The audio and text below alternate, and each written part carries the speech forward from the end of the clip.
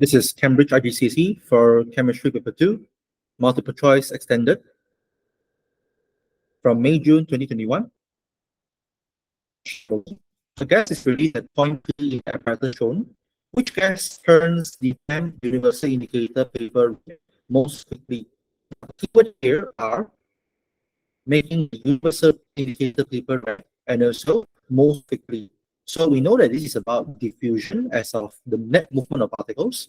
So what influences diffusion rate? That will be the mass of the particle. The lower the mass of the particle, the quicker it diffuses. So out of the list, we have to identify their masses, and also having that said, it turns the damn red universal indicator paper red, which means that it's an acidic gas. So we have to fulfill both of these criteria. So out of the list, the most probable answer is either hydrogen chloride or sulfur dioxide. Although chlorine is a possibility, however, this is quite heavy as of 71 based on the period table. And then hydrogen chloride will be 36.5, and sulfur dioxide will be around 32 plus 32, around 64.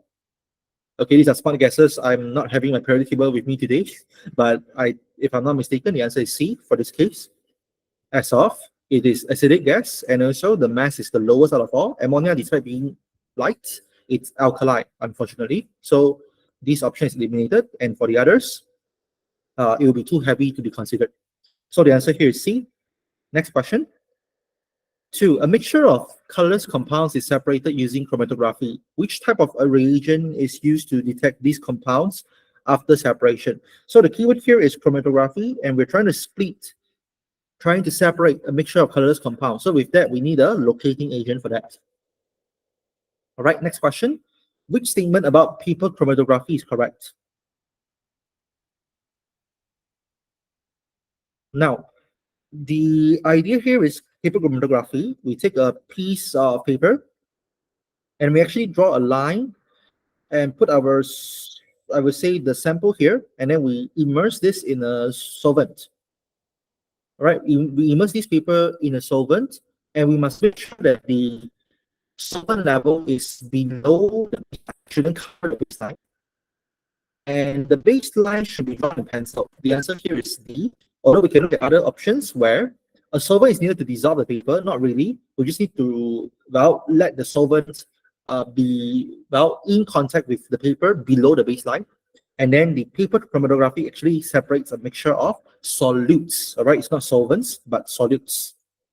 Now, next question. Element X has 7 protons. Element Y has 8 more protons than X. Which statement about element Y is correct? Now, given that element X is element number 7, and then element Y is element number 15, so allow me to write the idea here first. So we will know that the electron arrangement for the atoms, right, will be 2, 5 and 2, 8, 5 respectively. So we see that it actually has an extra shell occupied with electron. So Y has more electron shells than X. Okay, so they should be belonging to the same group as of they have the same number of valence electrons, and they should be belonging to the different period. Okay, one is period 2, one is period 3, and that's pretty much it. It has the same number of outer shell electrons, which is 5. Okay, next question. A covalent molecule Q only contains 6 shared electrons. What is Q? Now, for this question, you will have to know the bonding structure. Allow me to give a quick review of the bonding structure for covalent molecules. So remember that in covalent molecules, group 7 elements tend to form, I would say, a single covalent bond. Group 6 elements tend to form, I like to call them 2 lines. All right, so it can be 2 single covalent bond or a double covalent bond. And then for group 5, you will have 3 lines. It can be 3 single covalent bonds, or a double single covalent bond, or just a single triple bond. Okay, so with that, we can actually do some drawing here. Ammonia is like this. Okay, group 5, 3 lines, and then this one, hydrogen, usually is 1 line. And chlorine will be, it's a group 7 element, so 1 line. And then methane is, carbon is group 4, which will form 4 lines. And methane will look like this, 4 lines. And then water Oxygen is group 6, so it forms 2 lines. Hydrogen forms 1 line. So that's the structure. Out of the list, we just need to count the number of shared electrons, and a single covalent bond has 2 shared electrons. So it's ammonia here, okay, because it has 3 covalent bonds. Right, now next, information about 4 substances E, F, G, H is shown. E, F, G, and H are graphite, polyethylene, sodium chloride, and silicon dioxide, but not in that order. What are E, F, G, and H? Now let's look at each of the substances. The first substance has a high melting point, and it does not conduct electricity when solid. So given that, we should know that this is not a metal, as we know that metals conduct electricity during solid states as well. Then the next option says that it conducts electricity when solid, plus it has a high melting point. We may assume that it's a metal or possibly graphite. Graphite is the only exception where it has high melting point, as of it's a giant covalent structure, plus it has delocalized electrons to help it to conduct electricity. So it behaves similarly to metals. So we can't assume yet. We can just look at other options. G, it has a low melting point, plus it does not conduct electricity at any state, which means that this one we know that it's a simple molecule. It's a simple covalent molecule. And for the last option, it's 801 as of the melting point, and it conducts electricity when molten, which means that we know that this is most likely either a metal or ionic compound, but we like to call it ionic compound as of out of the options we are not given any metals. So with that said, right, let's use our analysis, feed to the question. Most likely F is graphite, as of we don't have metals in our options. And then we have the options either B or D. So out of the list, we know that H is an ionic compound, and E is a covalent compound most likely, because if we really compare them, graphite fulfills this statement: high melting point, conducts electricity when solid state, and polyethylene, which is a simple covalent molecule, it does not conduct electricity when it's having a low melting point. Furthermore, look at H, it has the ability to conduct electricity when molten state, and has a high melting point, which is very similar to E. However, we like to say that silicon dioxide does not conduct electricity regardless of the states. So it's most likely E is silicon dioxide and sodium chloride is H instead. Okay, so that's the outcome based on the analysis. The answer is D here. Next, question 7. Chemical compounds formed from a group 1 element and a group 7 element contain ionic bonds. How are the ionic bonds formed?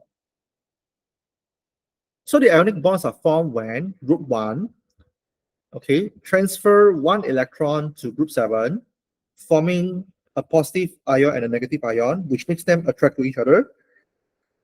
This ionic bond in a nutshell. So let's see which one is the best out of the list. The answer will be B instead.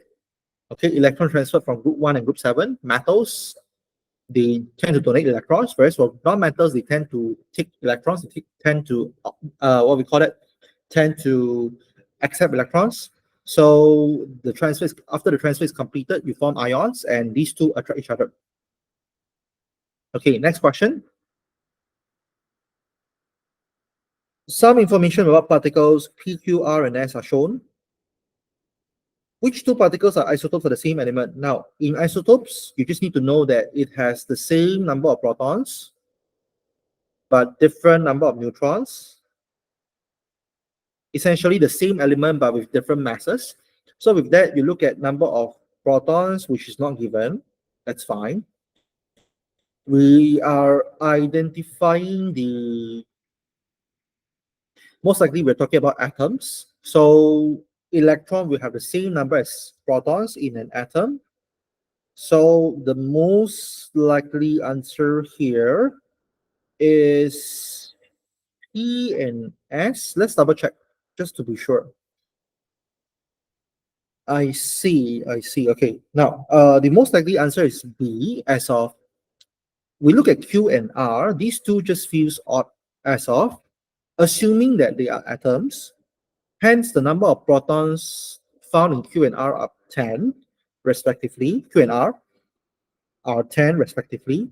Well, if you add the protons and the neutrons, you get the nucleon number. However, we did not get the correct nucleon number based on our assumptions. So that would mean that the calculation here is off. It's wrong. All right, or either way, maybe possibly we're dealing with an isotope, an ion of an isotope instead. Would that be possible? No. Let's check. Let's just try to figure out the correct answer here. Assuming that the neutron number is correct, assuming that the number of neutrons are correct, Q should have 12 protons, and then R should have 8 protons. So they are different elements, essentially. Assuming that the information given is correct, you know that these two elements will have different number of protons, making them different elements, hence they are not isotopes. So the most likely answer here is P and S. Now the next question, chlorine gas will react with iron metal. Exactly 21.3 grams of chlorine reacts with 11.2 grams of iron. How many iron atoms react with 30 molecules of chlorine? I see. So with that, we need to figure out the moles first. As of we are looking at the atoms, we're looking at molecules, which means that we're looking at the particles. So we have to translate the masses to moles first, because moles are indicative of the number of particles, not masses. Masses are not a good value to be used in chemistry. Okay, unless we're talking about practical purposes, that's a good value. However, in this case, not really. So let's see. We can actually, the more I look at it, actually, we're trying to find the empirical formula.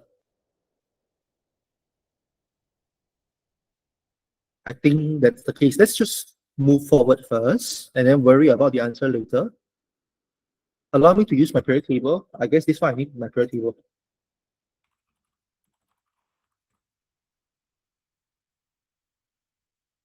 So for iron and for chlorine is 21.3 divided by 35.5, and then iron is 11.2 divided by 56, if I'm not mistaken. Yep, 56 for you. So with that, we just try our best to calculate this using our calculator. You get 0.6, and 11.2 divided by 56, you get 0.2. So it's a 3-to-1 ratio. All right, so if we were to make the particle, it's FeCl3. That's the empirical formula.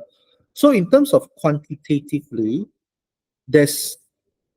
we have now 30 molecules of chlorine, which means that it has 60 atoms of chlorine. So if let's say we want that to be about 60 chlorine here, so it means that our Fe should have 20, because it's a 1-to-3 ratio. All right, that's my answer based on the combination, the ratio combination. And then from there, I can figure out the number of iron formed from 60 atoms of chlorine. Okay, so you have to be good at your empirical formula and good with the ratios in order to find the answer for this question. Well, next question. In separate experiments, electricity was passed through concentrated aqueous sodium chloride and molten lead to bromide. What will happen in both experiments? So we have concentrated aqueous sodium chloride. Allow me to write that down. Concentrated sodium chloride, aqueous, and molten lead to bromide. Now, this tells us that the anode for both of them will form chlorine and bromine respectively. Well, molten is kind of straightforward. Essentially, what you put in the electrolyte, as the electrolyte, it will be discharged, right? Because there's no disruptions from water molecules or hydrogen or hydroxide ions. Whereas for the case of aqueous solution, you will have hydrogen and hydroxide ions disrupting the reaction. So in this case, right, we're dealing with concentrated halide solution. So chlorine will get discharged, whereas for cathode, we will get hydrogen gas instead. So from our analysis here, we see that both experiments will gain halogen at both the setup of the anode. Excuse me. You will have halogens form at the anode for both setups. Okay, next question. A reaction involving aluminium is shown. Which values of X and Y balance the equation? Oh, well, with that, okay, the tip here is always focus on the element that occur only once. In this case, right, we see that hydrogen occur only once, so it's a great starting point to balance the equation. So we have 12 hydrogen on the left. On the right, we have 3, which means that X is definitely 4. Okay, so with X being 4, all right, with X being 4, it will mean that Y is 3. But let's just double check our answers here. Our oxygen here, we have 6 of them. And then our right hand side, we have 12 oxygen. So which means that the number here is 3 to make a total of 6 oxygen on both sides. Okay, now next question. 4 different fuels are used to heat a beaker of water for the same amount of time using the apparatus shown. The initial temperature of the water and the temperature after heating by the fuel are recorded. Which fuel releases the most energy?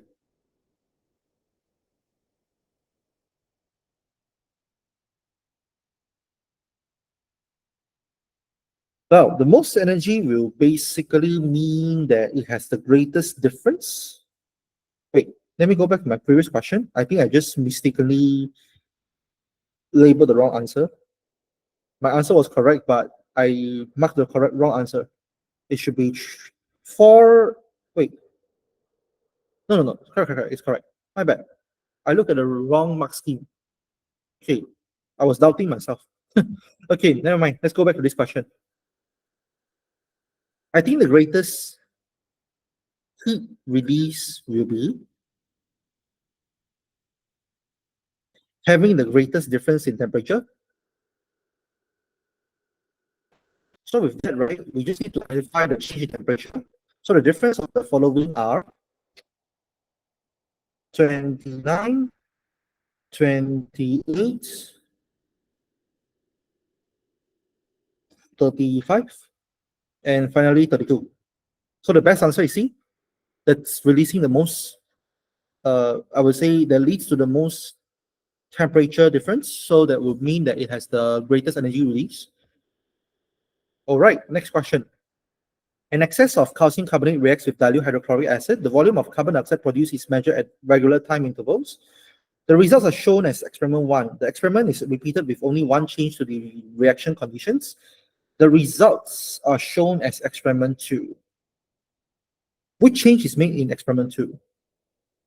So this is having, as we can see, the slope is greater, plus there's more gas release here. So which means that it will be having the greater rate of reaction. Let me just put my thought here first, which is greater rate of reaction in experiment 2 plus having more products formed. When those are the cases for this reaction, it will mean that we're adding more acid. Otherwise, I mean more moles of acid to be more precise, which means that we are adding more concentrated acid. Because you see, the equation is N equals to Cv for concentration. If we're increasing the concentration, assuming we're using the same volume, which means that the number of moles will increase. So the more concentrated an acid is, it will increase not just the rate, but also the number of moles of carbon dioxide formed. In a way, more carbon dioxide is formed as a result. I think it's the answer, right? Give me a moment.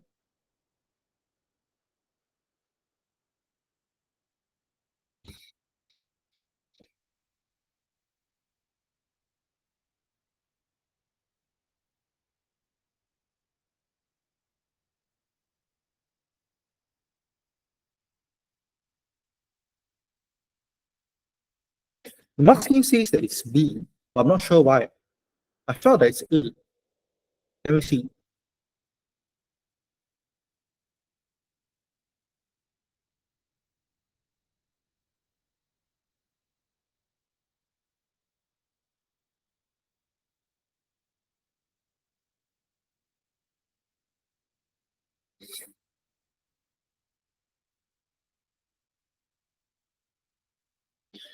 I'm guessing that the reason is why B is a more appropriate answer is because the initial slope difference is minimal. I think that's the reason why. A is an answer if, let's say, the slope difference is very huge. But here we see that the initial slopes are very similar, so making B as the more likely answer. So I was tricked by this question as well. Usually, if you're talking about more like greater slope as well as more gas form, you will pick A as an answer. But this time, they changed the question slightly to similar slopes, which make it more likely for the answer to be B. Okay, my apologies for misguiding the question, but yeah, this question is a little bit tricky, I would say, because the slope initially was very little, assuming that the rate of reaction is equal. Rate of reaction is equal. The slope is greater only due to there's more products. That's simply the reason why. Okay, so the answer here is B. Moving on to 14. When sulfur is heated, it undergoes melting. Further heating causes the sulfur to undergo a particular change to form sulfur dioxide. So this is a chemical change, this is a physical change. Melting is a physical change. To form sulfur dioxide, there's a chemical change. Next question. Four statements about the effect of increasing temperature of a reaction is shown. The activation energy becomes lower, the particles move faster, there are more collisions between reacting particles per second, there are more collisions which have energy greater than the activation energy. Which statements are correct? So, increasing temperature will not affect the activation energy.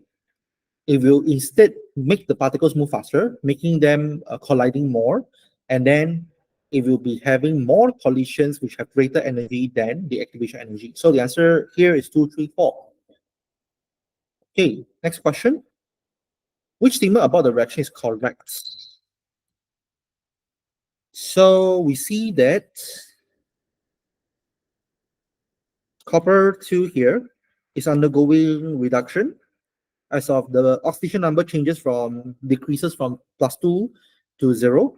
So zinc acts as an oxidizing agent.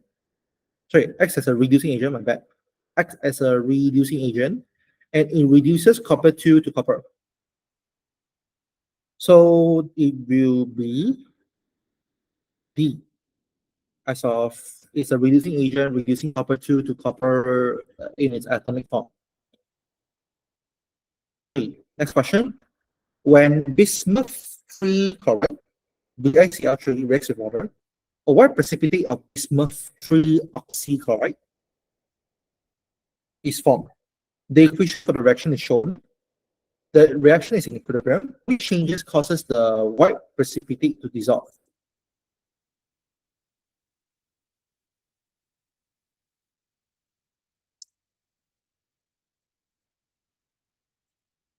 So for this white precipitate to dissolve, we want it to go to the aqueous form. It's like this is solid form, this is the aqueous form. We want it to go to the aqueous form. So essentially, this statement itself is trying to tell you that we're trying to shift the equilibrium position to the left. So how can we do that? We can just add more acid, add more sodium chloride, add more chloride, and adding water will shift it to the right instead. So the answer here is B.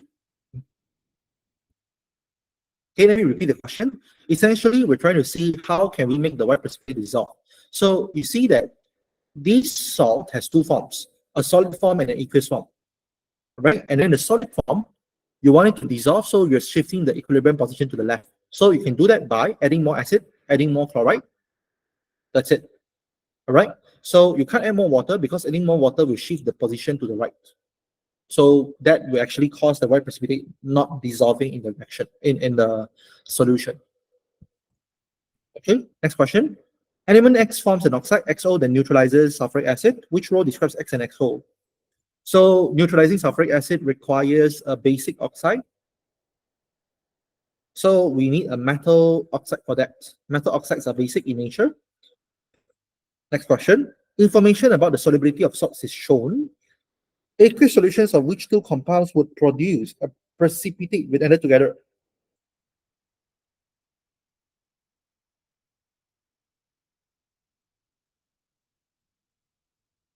So a precipitate will be formed if you're trying to make the four salts here. Right, so which of the following form the salt here? Let's check one by one. The first reaction will form maybe calcium nitrate and barium chloride. The second reaction forms copper 2 nitrate and zinc sulfate. The third reaction forms sodium chloride and potassium sulfate. The last reaction forms lead 2 sulfate and magnesium nitrate. So with that, we know that the last one produces a precipitate, lead 2 sulfate. So the answer here is D. Okay, as this is a precipitation reaction where two aqueous solutions react together and forms a precipitate as a result. Okay, next question. The equation shows the reaction between hydrogen and oxygen. The bond energies are shown. Which row shows the energy change and the type of reaction? Okay, so hydrogen, there's two of them. Oxygen is one of them.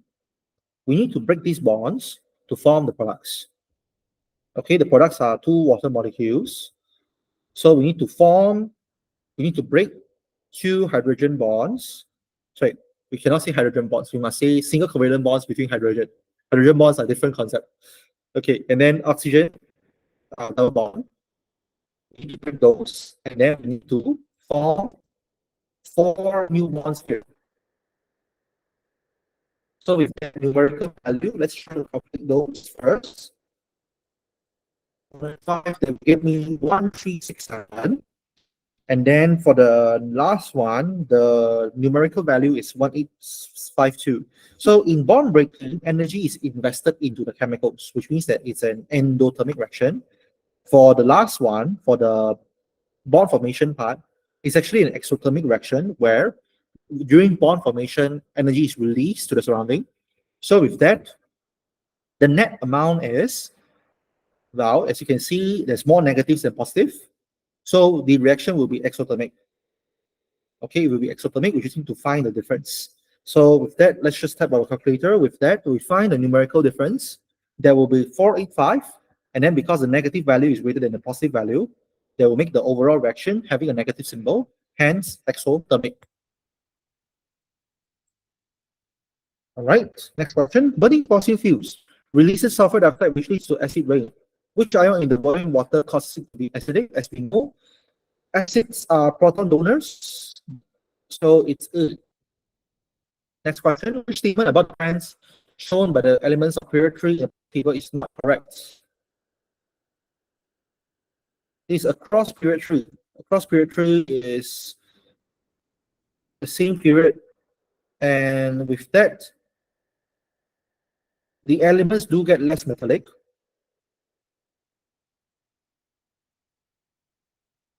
Allow me to write the elements down first. Sodium, magnesium, aluminum, silicon, phosphorus, sulfur, chlorine, argon. So the elements do become less metallic. The group number does not increase. No, it does increase. Group 1, group 2, group 3, etc. And the number of electron shell does not increase as this is a same period. So the answer here is C, but let's double check the last. The number of outer shell electrons increase across the period. That's correct. There's more outer shell electrons as we go on from one element to another across period 3. Next question. The diagram shows the positions of elements E, F, G, and H in the periodic table. Which statements about elements E, F, G, H are correct?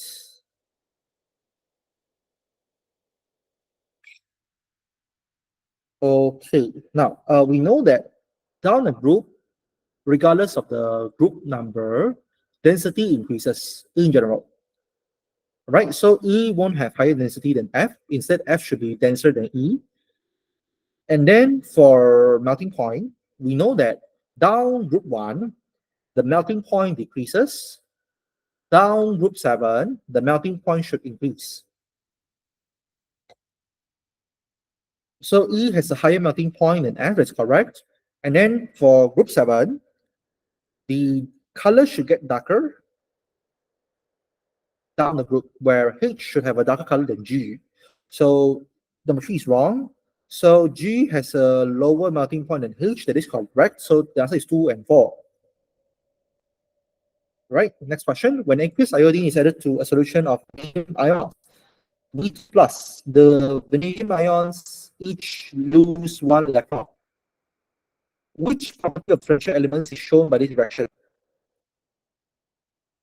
Given that it loses 1 electron, it forms a vanadium ion from vanadium 2 ions, which means that we have variable oxygen states. Okay, that's a unique property of vanadium ions. And because you see that it donates electron here, in this case, it's just in a way, it is just an reducing agent in this scenario. And here we do not see any catalytic properties, so we can't say D is the answer. Now, next, a piece of aluminium is dropped into hydrochloric acid. No immediate reaction is observed. Which statement explains this observation? Now, although aluminium is very reactive, pretty reactive compared to most metals. However, it usually when you take a strip of aluminium, you put it into acid, it does not react. All right, or should I say, aluminium is used in like food containers. Okay, despite it is a reactive metal, like based on the reactivity series. Now, why is that the case? It's because aluminium, it forms a unreactive oxide layer. This oxide layer acts like a protective layer. All right, covered in an unreactive oxide layer. Now, next question. Some metal nitrates and carbonates decompose when heated strongly. Metal Q has nitrate that decomposes to give a salt and a colorless gas only. The carbonate of metal Q does not decompose when heated with a Bunsen burner. It's metal Q. So, Q should be a rough, quite reactive metal, actually, given that it does not like to be decomposed. Right? So we have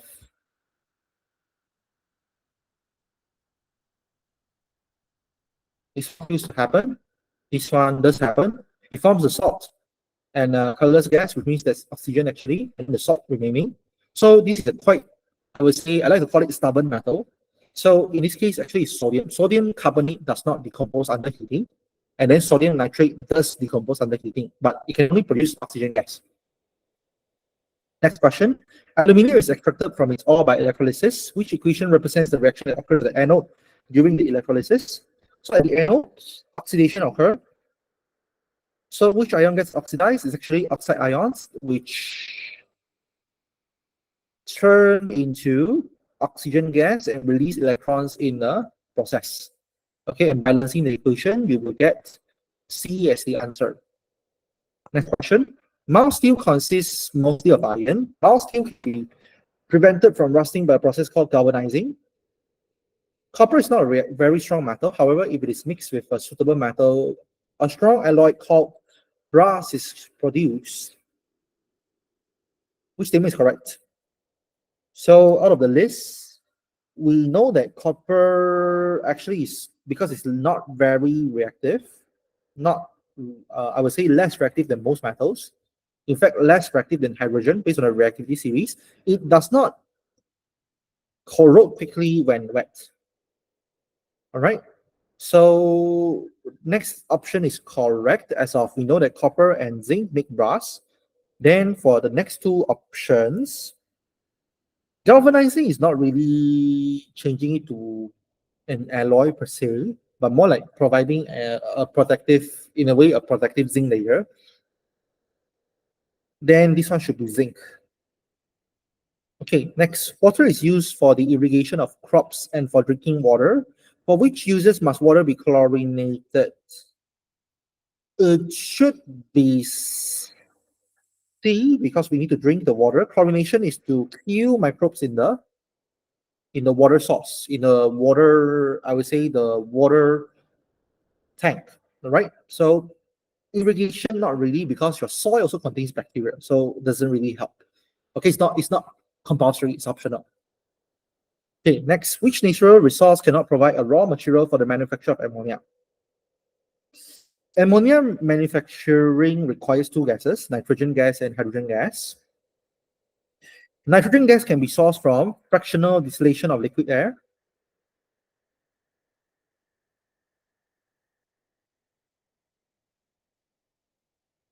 And we can get hydrogen from electrolysis of water. And then taking natural gas, which comes from petroleum, to basically using methane gas. All right, methane gas and electrolysis of water allows us to get hydrogen gas. So limestone does not provide the raw material. Okay, limestone is calcium carbonate. It does not have the necessary elements to provide these two sources. Next, ammonia is made in Haber process. Which conditions are used in Haber process? So Haber process, you have to memorize these reactions. It's 450 degrees Celsius, 200 atmospheric pressure, and iron as a catalyst. That's it. All right. Another process that you need to memorize is for I would say it's contact process. Contact process will be for B. Okay. However, contact process, the recommended pressure is 2. Okay, so these are the 2 industrial processes that you need to remember all the temperature, pressure, and catalyst use. Okay, next question. Which process in the carbon cycle is responsible for removing carbon dioxide from the atmosphere? So that will be photosynthesis, as of plants, all right, or algae. Plants or algae, they carry out photosynthesis where they take in carbon dioxide, mix it with water, and forms glucose in the process and oxygen. So they're actively taking carbon dioxide from the atmosphere and making it into something that they can use. Okay, and this fraction, you have to remember the equation, which is 6 to 6 to, well, this is 1 to 6 ratio. And then plus, you have to know the conditions, which this reaction requires chlorophyll and sunlight. Okay, so do memorize this equation for the sake of the exams. Next question. The equation represents 2 reactions, P and Q of lime, calcium oxide. Which process do the reactions occur? So the first reaction is calcium oxide, removing silicon 4 oxide and forms this compound known as calcium silicate. There's actually slag, commonly known as slag. Now, this process is in the hematite extraction process, iron extraction process in the blast furnace using hematite. All right, so this is to remove the impurity found in the hematite. Okay, the main impurity in the hematite stone, in the hematite mineral ore, is silicon 4 oxide, where we use calcium oxide to remove this impurity and make slag in the process. On the other side of the spectrum, you have calcium oxide used in a different purpose, which is basically removing sulfur dioxide from, let's say, factory emissions. Okay, so it's actually in a way neutralization reaction, as sulfur dioxide is acidic, calcium oxide is basic. So this is known as flue gas desulfurization. It is installed in the, I would say, in the chimneys of factories, for example. So the answer here is extraction of iron, flue gas desulfurization. Now, next question. Which statement about ethanol is correct? Sorry, is correct. Ethanol can be made by fermentation, is correct, where yeast breaks down glucose to form carbon dioxide. And give me a moment. This one is fermentation. So it forms carbon dioxide and I will say ethanol. It's a reaction by yeast. Okay, the advised temperature is 5 to 35 degrees Celsius and using glucose as a raw material. So with that, look at other options. Ethanol is oxidized to make ethanoic acid. That's correct. It can be oxidized using a proper oxidizing agent, let's say acidified potassium manganese 7, to form ethanoic acid. Ethanol reacts with oxygen exothermically, making a good fuel. This reaction is exothermic, where it produces a lot of energy for us to warm ourselves up or use it as a fuel. So it will be D, because ethanol and propanoic acid, it should form ethyl propanoate, as the first name of the ester should be based on the alcohol, and the last name should be based on the carboxylic acid. Next, which pair of formula represents 2 alkanes? So alkanes have a general formula of CnH2n plus 2. As long as it fulfills this formula, then it is an alkane. So with that, we can check actually the answer is A, because Well, you can just multiply 1 by 2 and plus 2, and the other one is 8 times 2 plus 2. Okay, others are not alkanes, but instead they are other things. Okay, the ratios are all, I would say the formula is not fulfilling the alkane general formula. Okay, next, which statement about alkanes is correct? They burn in oxygen. They are good fuels. In fact, I have my butane gas with me here. Butane is a good fuel. All right, or propane tanks. Okay, propane tanks. These are alkanes used as fuels. You can burn them in oxygen and they provide a lot of heat energy. Okay, next question. Which statement about ethanoic acid is correct? It is a weak acid, not really a strong acid, because it only dissociates partially in water to form low concentration of hydrogen ions. Okay, so ethanoic acid does react with alcohol, as it's a carboxylic acid. It does form an ester. And then finally, is the formula of CH3COOH. That's correct. That's ethanoic acid. So the answer here is C. All right, next question. The flow chart shows how petroleum may be turned into plastic. So the first thing is petroleum undergoes process 1 to form saturated hydrocarbon. And saturated hydrocarbon can undergo the second process to form unsaturated hydrocarbon. And finally, this unsaturated hydrocarbon can be formed into plastic. Now, in our syllabus, we learn that petroleum can be fractional distillated to form, well, hydrocarbon. Okay, so it's not cracking. Whereas this one usually refers to alkanes. Alkanes are saturated hydrocarbon. So unsaturated hydrocarbon in our syllabus, we focus more on alkenes. So we're asking you, how can we make alkenes from alkanes? That will be using cracking, all right? Cracking, thermal or catalytic cracking to form alkenes. And alkenes can be polymerized into plastic. For example, ethene forming polyethylene. Right, so answer here is C for the question 38. Next question, 39. The structure of a synthetic polymer is shown. The structure shows that it is something and is formed by a particular form of polymerization. Now here, the clue here is look at the groups. Look at the functional group. This is a amide group. Right, so it is a polyamide, as of it's a repeating polymer. And it's formed from condensation because this requires removal of a molecule, for example, removal of water. Okay, so polyamide is formed from condensation polymerization. Next question, which substance is a natural polymer? That will be protein. Protein is a natural polyamide. With that, that's the end of the discussion. Thank you for watching, and I'll see you in the next one. Subscribe if you like the video and want to see more videos discussing chemistry. I'll see you in the next one. Bye.